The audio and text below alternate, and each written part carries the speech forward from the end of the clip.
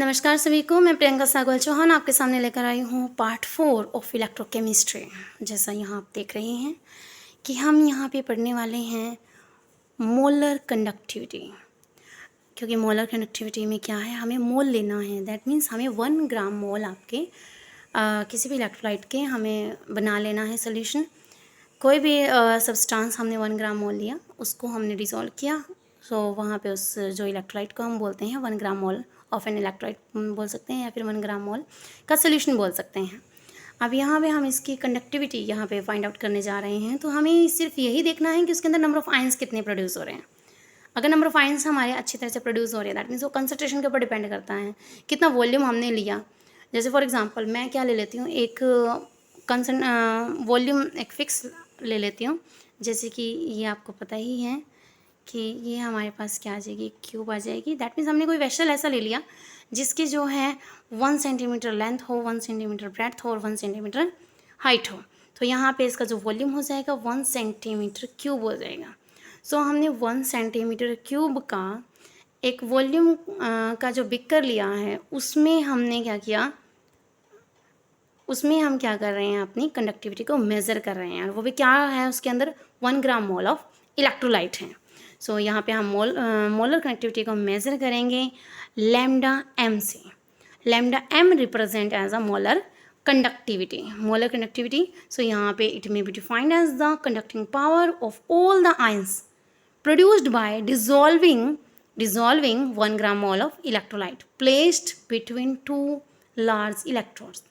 और वो जो 1 ग्राम मोल इलेक्ट्रोलाइट है, हमने उसके अंदर क्या किया है, 2 इलेक्ट्रोड्स अपने डीप की हैं और वहाँ पे कनेक्टिविटी मेजर की हैं of 1 centimetre apart. That means जो दोनों के दोनों इलेक्ट्रोड्स हैं वो एक दूसरे से 1 सेंटीमीटर अपार्ट हैं। मैथमेटिकली हम इसको ऐसे रिप्रेजेंट कर सकते हैं, lambda M is equal to kappa into volume. Volume क्या है कि कितना आपने वॉल्यूम लिया, उस वॉल्यूम के अंदर कंसंट्रेशन कितनी है, तो हम कह सकते हैं कि 1000 में कंसंट्रेशन कितनी है। सो इसका हम लिख सकते हैं lambda M is equal to kappa into 1000 upon में C. Again now next point is V is the volume of the solution in centimeter cube containing 1 gram mole of electrolyte and C is the molar conductivity। ऐसा unit के बारे में बात करें तो unit क्या होगी इसकी, molar connectivity at an equivalent point में अगर हम देखें, सो अगेन वही फॉर्मूला है कप्पा इंटू 1000 अपॉन में C। और अगर हम कनेक्टिविटी के यूनिट देखें तो हमें पता है कनेक्टिविटी की यूनिट क्या होती है, साइमन पर सेंटीमीटर, और नीचे आ जाएगी हमारी कंसनट्रेशन मोल पर सेंटीमीटर क्यूब। क्योंकि 1 सेंटीमीटर क्यूब के अंदर, इतने वॉल्यूम के अंदर कितने नंबर ऑफ मोल हमारे डिसॉल्व हैं, उतना हमारा इलेक्ट्रोलाइट है। सो ये आपके सामने सिंपल सा क्वेश्चन है कि what do you mean by molar conductivity, कि हमें मोलर कंडक्टिविटी आयंस की कंडक्टिविटी निकालनी है, और वो आयंस क्या है, उनका वॉल्यूम क्या है, उनकी कंसनट्रेशन क्या है। सो 1 सेंटीमीटर क्यूब वॉल्यूम के अंदर हमारी 1 ग्राम मोल की जो है कंसनट्रेशन है, उसके अंदर कितने नंबर ऑफ आयंस हैं, उनके अकॉर्डिंग हम कंडक्टिविटी या कंडक्टिंग पावर हम मेज़र कर रहे हैं। So that is known as molar conductivity. हमारा नेक्स्ट पॉइंट है यहाँ पे, हमारा नेक्स्ट पॉइंट है, देखिए यहाँ पे variation of connectivity and molar connectivity with concentration. मैं आपको सिंपल से एक बात बता देती हूँ।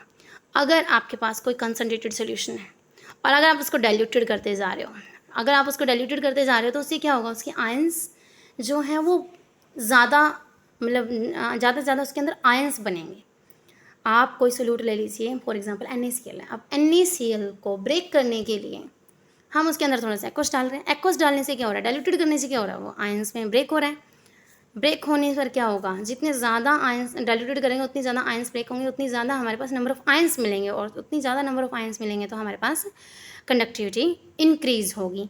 बट इन केस अगर हम कोई लिमिटेड वॉल्यूम या लिमिटेड फिक्स स्पेस की बात करें, जैसे मोलर कनेक्टिविटी के अंदर क्या था, फिक्स था कि हमारे पास जो वॉल्यूम होना चाहिए 1 सेंटीमीटर क्यूब ही होना चाहिए।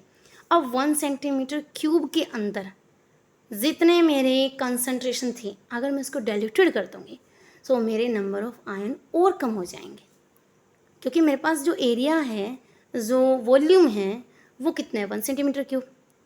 और 1 सेंटीमीटर क्यूब के अंदर अगर कंसंट्रेशन कम हो रही है, कंसंट्रेशन मीन्स गाढ़ापन कम हो रहा है, डाइल्यूटेड करते जा रहे हैं हम उसके वो जितने ज़्यादा उसको हम डाइल्यूटेड करते जा रहे हैं, जितना ज़्यादा उसके अंदर सॉल्वेंट मिक्स करते जा रहे हैं, वो आयनों में टूटता जा रहा है।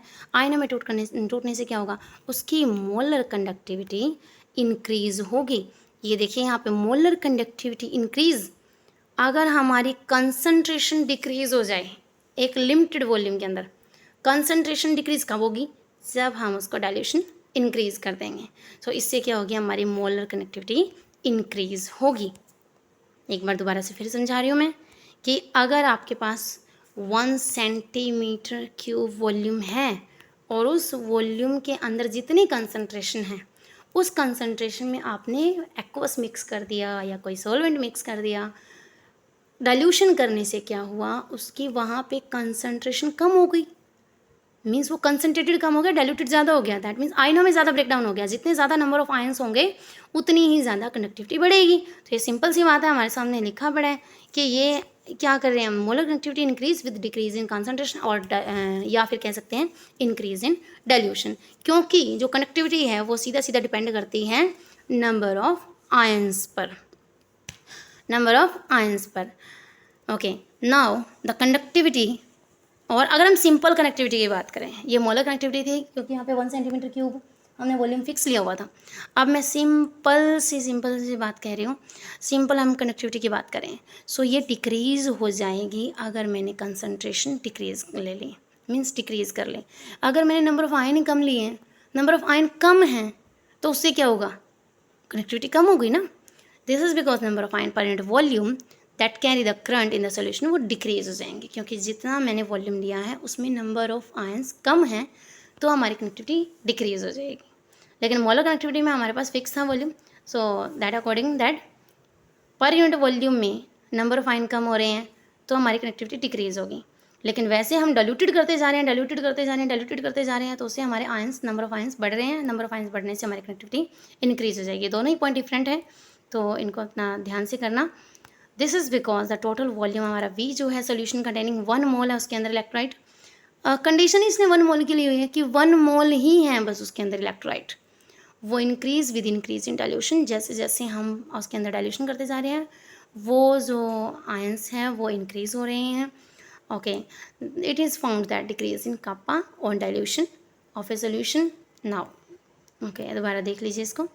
It has been found that decrease in kappa, kappa means conductivity, conductivity हमारे क्या हो रही है, डिक्रीज़ हो रही है किसी भी सोल्यूशन की, more than represented by the increase in its volume. अगर हम वॉल्यूम इंक्रीज़ कर देते हैं ना, ज़्यादा वॉल्यूम बढ़ा दिया मैंने, मान लीजिए मैंने कंसंट्रेशन मैंने अपनी लिमिटेड ली हुई है, 1 ग्राम मोल ली हुई है, और मैंने वॉल्यूम बढ़ा दिया ज़्यादा वॉल्यूम बढ़ाने से क्या होगा, मैं इसको डाइल्यूट करते जा रही हूँ लेकिन वॉल्यूम मेरा ज़्यादा है, तो एक पर्टिकुलर सेंटीमीटर क्यूब में उस वॉल्यूम के अंदर नंबर ऑफ आयन कम रहेंगे, और नंबर ऑफ आयन कम रहने की वजह से वहाँ पे कनेक्टिविटी डिक्रीज़ हो जाएगी।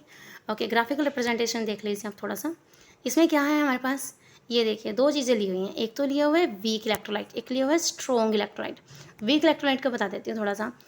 यहाँ पे कंसंट्रेशन जो है वो मेरे पास 0, फिर आगे 1 2 3 4, जैसे जैसे मेरी कंसंट्रेशन बढ़ती जा रही है, कंसंट्रेशन बढ़ती जा रही है, बढ़ती जा रही है, बढ़ती जा रही है, तो यहाँ देखिए इसका, अगर मेरी कंसंट्रेशन बढ़ती जा रही है तो CH3COO नेगेटिव, ये जो बल्कि ग्रुप है मेरा, आयंस में टूटा हुआ है, ये बल्कि ग्रुप मेरा बढ़ता जाएगा, बढ़ता जाएगा, बढ़ता जाएगा। मैं कंसंट्रेशन बढ़ाती जा रही हूँ, मेरा वीक इलेक्ट्रोलाइट का जो बल्कि ग्रुप है वो बढ़ते जाएंगे।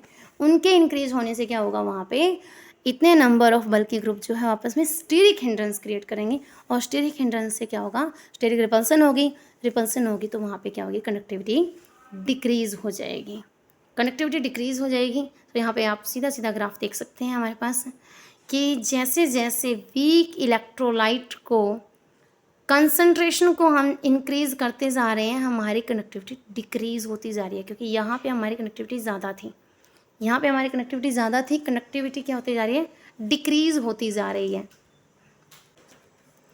और दूसरा आप देख सकते हैं स्ट्रॉन्ग इलेक्ट्रोलाइट के केस में, स्ट्रॉन्ग इलेक्ट्रोलाइट के केस में थोड़ा सा वेरिएशन आ रहा है, क्योंकि यहाँ पे इतनी ज़्यादा जो है, इतनी ज़्यादा हमारी जो है कंसंट्रेशन का इफेक्ट नहीं पड़ रहा, क्योंकि KCl जो है हमारा जैसे डाइल्यूशन करते हैं वो अपना आयनों में कम्प्लीटली डिसोसिएट हो जाता है, तो यहाँ पे ज़्यादा वेरिएशन नहीं आ रही जितनी वीक इलेक्ट्रोलाइट के केस में आ रही है।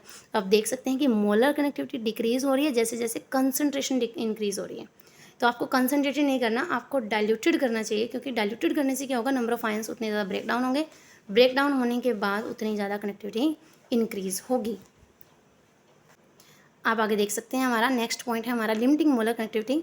लिमिटिंग मोलर कनेक्टिविटी में अगर हम इसी ग्राफ को रिप्रेजेंट करें, सो इसमें limiting molar connectivity at infinite dilution पे ही निकाली हुई है, ये डीबाई, हक्कल और सागर ने निकाली थी। सो ये हमारे पास सिंपल सी एक इक्वेशन है। सिंपल सी इक्वेशन मीन्स कह सकते हैं हम कि ये आपके पास है lambda M is equal to lambda M not, molar connectivity is equal to molar connectivity at infinite dilution minus में बी सी के पावर 1/2। बी क्या है यहाँ पे, बी एक कॉन्स्टेंट है, बी क्या है यहाँ पे कॉन्स्टेंट है, और जो डिपेंड करेगा सीधा सीधा nature of solvent and temperature के ऊपर कि सॉल्वेंट कैसा है, उसके अकॉर्डिंग बी की वैल्यू आएगी। और नेक्स्ट हमारे पास ये बोल सकते हैं कि lambda m is the molar conductivity, lambda M not is the molar conductivity at infinite dilution. So ये एक हमारी इक्वेशन दी हुई है, इसको हम लिमिटिंग बोलते हैं। क्योंकि लिमिटिंग क्यों बोला, इसमें कंसंट्रेशन की जो अप्रोच होगी वो ज़ीरो की तरफ होगी। मान लीजिए कोई आपने डाइल्यूशन कर दिया, डाइल्यूशन करते गए, उसमें जो कंसंट्रेशन है ना वो नामात्र रह गई।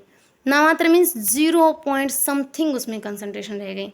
तो अब जीरो के आसपास की कंडक्टिविटी को मेज़र करना बहुत ज़्यादा डिफ़िकल्ट है। पहली बात तो डिफ़िकल्टी है, तो और असली मतलब काबिल तारीफ़ है कि यहाँ पे डीबाई और हक्कल ने क्या किया, इसको मेज़र कर दिया।